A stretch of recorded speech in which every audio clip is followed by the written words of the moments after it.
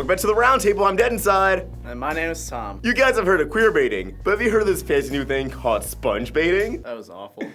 You guys may have heard that near the end of 2018, the creator of SpongeBob SquarePants, Steven Hillenburg, had passed away due to ALS. This hit the animation community really hard, and in hopes for a tribute for the SpongeBob creator, fans put together a petition to have Sweet Victory, the iconic SpongeBob song, played at the Super Bowl halftime show for 2019. This petition went viral and had over 1 million signatures.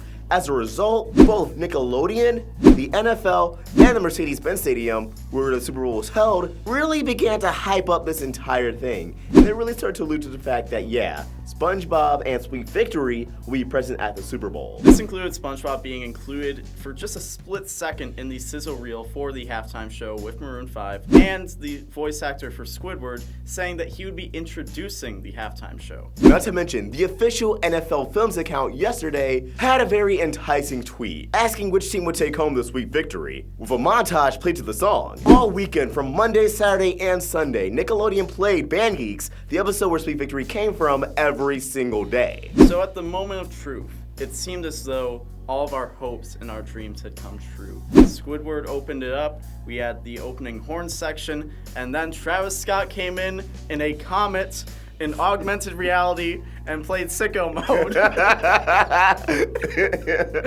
I don't know if I'm mad or if I just think it's hilarious. Throughout this performance, I think many fans were just wondering, okay, so they're gonna say Sweet Victory till the end. That few seconds of reanimated footage that was motion tweened and looked really cheap, although kind of understandable because they only put this together within the last few months, that wasn't all of it, right? There had to be more, right? No. Nah. Of course, this led to a lot of outrage, memes, and even demand for justice, which honestly I think is taking it too far. The halftime show currently sits on YouTube with an overwhelmingly amount of dislikes to like ratio. Although I don't believe that's just because of SpongeBob, I think it's just because a lot of people usually don't like the halftime show. People have just kind of become critiques the last few years where the halftime show is just always bad. No one can be satisfied. I mean, maybe if they got the other half of Outcast. But there's no denying the baiting of SpongeBob fans is a huge factor as to why a lot of people felt dissatisfied. Even Nickelodeon themselves tweeted that they would have preferred a little bit more SpongeBob, which the social media team may not have been heavily involved or informed of the situation, but that could also tell us that they didn't know SpongeBob would be featured so little in the halftime show. And it's also important to note that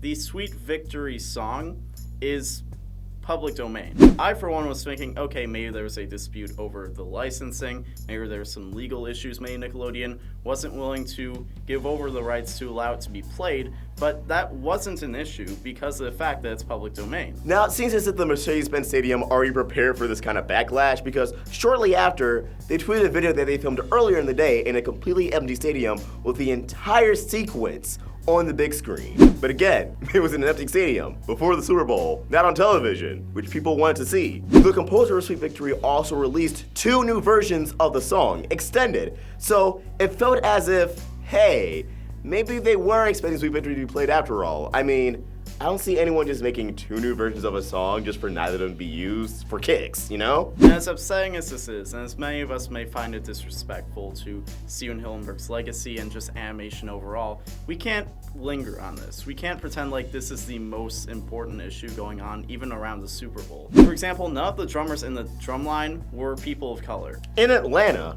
just to make it clear, it was a mostly white marching band. Please don't call me an idiot. The most people of color representation we had during that halftime performance was the leader of the gospel choir. Now, I don't know about you guys, but it does feel like a little bit of a stereotype to have a black woman as the lead choir in the Super Bowl halftime show when really, that's the most representation people of color have. We also don't even need to dig into the Colin Kaepernick situation, as that does leave our territory of cartoon news a bit. People weren't happy to see MLK featured in the coin toss segment when they treated Kaepernick so poorly. It just felt like they were cashing in for brownie points. Same with the SpongeBob thing. I understand we can't have our cake and eat it too, but overall, did the NFL really please anybody? Even Maroon 5 fans? Sorry, Adam Levine. Maybe next time, buddy. I guess this just goes to show that when you try and please everyone, you really end up pleasing nobody. Now, on the bright side of this, we should feel proud that we got SpongeBob at the Super Bowl in any way, shape, or form. The Super Bowl is fueled by millions upon millions of people. Yeah, we didn't get Sweet Victory, but just having SpongeBob there, even if it's completely out of context and not at all what people asked for, you can't admit.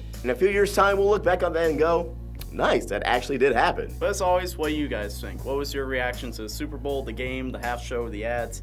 tell us in the comments down below, or you can tweet us at Roundtable Vids, or me at TommyPQM.